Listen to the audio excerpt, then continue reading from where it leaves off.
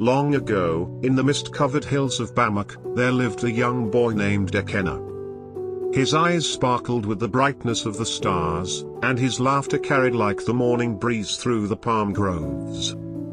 He was a boy of promise, born to a family known for wisdom and strength. But when Ikenna was only 10 seasons old, the land wept with him, for his mother's death. She was struck by a poisonous snake in the forest. Ikenna remembered only her scent, lemon leaves and ash wood, and how she would hum lullabies in the language of the old ones. After her death, his father, Obiora, a man as steady as the rock, raised Ikenna alone.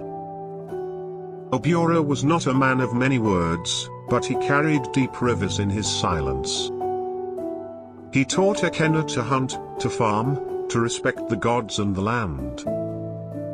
But of all the lessons he gave, one was itching like fire upon Ikenna's ears. "My son," he would say, his eyes hard like flint, "if you desire greatness in this life, flee from sexual sin.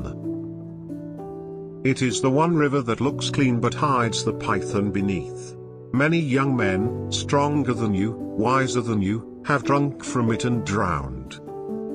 Obiora would point toward the mountain path, where overgrown graves lay forgotten. Each of them had dreams, he said, but sex snuffed them out like a candle in Harmattan. Ikenna listened, at first. His heart was strong, and he walked the narrow path with pride. He became the best among his peers, strong of arm, quick of mind. The elders of Bamak often nodded when he passed, saying, "That one. He may become a chief one day." But as the years passed and manhood bloomed in him like ripe plantain, so too did temptation. Girls whispered his name like a sacred chant. Their eyes lingered too long, and their laughter curled around him like smoke. He would shake his head, remembering his father's voice. But the flame had begun to flicker. Then came Adobe. She was the blacksmith's daughter, tall like a palm tree and beautiful in a way that made the moon jealous. She spoke with honey on her tongue, and her eyes promised both fire and rain. One market day, under the shade of the Orogo tree, she pressed her fingers into Ikenna's palm and whispered, "Why should we fear what brings pleasure?" That night, Ikenna did not sleep. One evening, as the crickets sang and the wind swayed the bamboo, Ikenna followed Adobe to the edge of the river. There, innocence died. It was like lighting a match in the forest. Once lit, the fire spread quickly. What began with Adobe became a hidden hunger. Ikenna, once disciplined and focused, began to fall from the grace he had carried like a crown. He chased shadows in the night, different girls, secret meetings, whispered lies. And with each fall, a piece of him was eaten away. His dreams, once so vivid, became fogged with lust. He forgot his plans to become a great healer. He skipped his apprenticeship. The respect of the elders faded like old paint. His father watched and rebuked him publicly, his heart breaking like dry calabash. One night, Obiora stood before him, old and shaking, and said, "I warned you, Ikenna.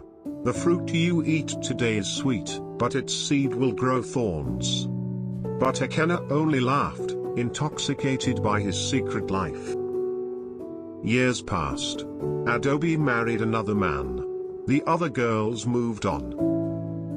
Ikenna, now a man, found himself empty. His hands, once skilled, grew idle. His name no longer opened doors. His body, abused by reckless living, began to fail him. Strange illnesses visited him. His youth withered before his eyes. One morning, while the dew still kissed the leaves, Ikenna sat by the same river where he had first fallen. He looked into the water and did not recognize the man staring back. His eyes were dull, his body weak, and his dreams dead. A voice echoed in his memory. The river looks clean, but it hides the python. He wept, but it was too late. That night, a great wind tore through the land. Obiora died in his sleep, his heart too heavy to carry the shame. At his burial, few spoke. They pitied him, not for dying, but for the son who had brought him sorrow. Ikenna disappeared from the village soon after. Some say he wandered into the forest and was swallowed by the spirits. Others says he became a madman, wandering from town to town, preaching about sexual purity with wild eyes and a shaking voice. But the old women of Bamak still tell his story to the young ones under the moonlight. Beware the fire that eats silently, they say.